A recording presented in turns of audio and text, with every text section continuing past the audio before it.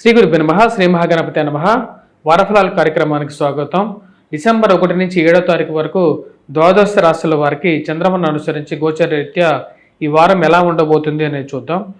రాశుల వారికి ముందుగా గ్రహస్థితి చూద్దాం. గ్రహస్థితి రీత్యా వచ్చేటప్పటికి గురువు వృషభంలో కొనసాగుతున్నాడు. అదేవిధంగా రాహు వచ్చేటప్పటికి మీనంలో, కేతువు కన్యలో కొనసాగుతున్నాడు. రవి బుధులు కలిసి వృశ్చికంలో కొనసాగుతున్నారు. శుక్రుడు యొక్క మార్పు ధనస్సు నుంచి మకరంలోకి 3వ తారీఖున మారబోతుంది. శని వచ్చేటప్పటికి కుంభంలో కొనసాగుతున్నాడు. ఇటువంటి గ్రహస్థితి రాబోతున్నటువంటి వారం రోజుల పాటు ద్వాదశ రాశుల వారికి ఎటువంటి ఫలితాలు ఇవ్వబోతుంది అనేది చూద్దాం. ధనుస్సు రాశి వారికి వారం ఎటువంటి ఫలితాలు గోచరిస్తున్నాయని చూద్దాం. ధనుస్సు రాశి వారికి ఈ వారం సానుకూలమైనటువంటి ఫలితాలు గోచరిస్తూ ఉన్నాయి. వృత్తి వ్యాపార రీత్యా కొంచెం ఇబ్బందులు ఎదురవుతున్నప్పటికీ కూడా, ఫైనాన్షియల్లో మూవ్మెంట్ అనేది కొంచెం తక్కువగా ఉన్నప్పటికీ కూడా ఈ వారం కొంచెం బెటర్గా ఉంటుంది.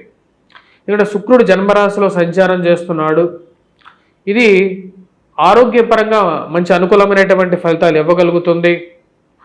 మరియు వాటితో పాటు రావలసినటువంటి డబ్బు సమయానికి రావటం, బంధుమిత్రులతో గడపటం, వివాహ ప్రయత్నాల్లో పాజిటివ్గా ఉండటం అనేది ఒక మంచి పరిణామంగా మీరు భావిస్తారు. 3వ తారీఖు తర్వాత కుటుంబ వృద్ధి ఉంటుంది. అంటే కుటుంబంలో ఒకరికి వృద్ధి, జాబ్ రావటం కానీ, ఉద్యోగం రావటం కానీ ఒక సానుకూలమైనటువంటి ఫలితాలు ఇవ్వగలుగుతుంది. ఇరుగు పొరుగు సఖ్యత విషయంలో సానుకూలమైనటువంటి ఫలితాలు పొందగలుగుతారు. ఎదుటివారు చేస్తున్నటువంటి పనిలో మరియు అదేవిధంగా గృహంలో, గృహ కొనుగోలు, వాహన కొనుగోలు సంబంధితమైన విషయాల్లో సానుకూలమైనటువంటి ఫలితాలు పొందగలుగుతారు.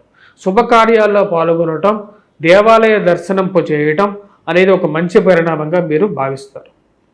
అటువంటి విషయాల్లో మానసిక సంతృప్తి పొందగలుగుతారు. ఈ రాశి వారికి ఫైనాన్షియల్గా రొటేషన్ బాగుంటుంది. వడ్డీ వ్యాపారస్తులకి మంచి అనుకూలమైనటువంటి కాలంగా చెప్పచ్చు. మరియు ఆ వచ్చినటువంటి డబ్బును అధికమైనటువంటి ఖర్చు కూడా అవ్వడానికి కారకంగా ఉంటుంది. కాబట్టి తగు జాగ్రత్తలు తీసుకోవాలి. జీవిత భాగస్వామి ఆరోగ్య సంబంధితమైన విషయాల్లో జాగ్రత్త అనేది అవసరం.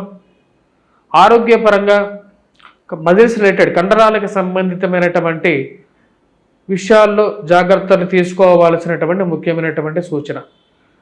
ఈ రాశిలో ఉన్నటువంటి రాజకీయ రంగంలో ఉన్నటువంటి వారికి కొంచెం మిశ్రమమైనటువంటి ఫలితాలు గోచరిస్తూ ఉన్నాయి.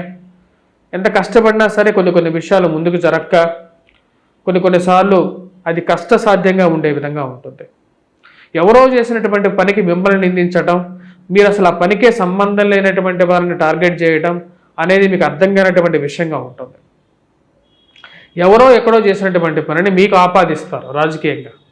ఇది మీకు ఉద్యోగపరంగాను, మీరు చేస్తున్నటువంటి పనిలో కొన్నిసార్లు సంకటంగా ఏర్పడే విధంగా ఉంటుంది. కాబట్టి జాగ్రత్తగా ఉండాలి.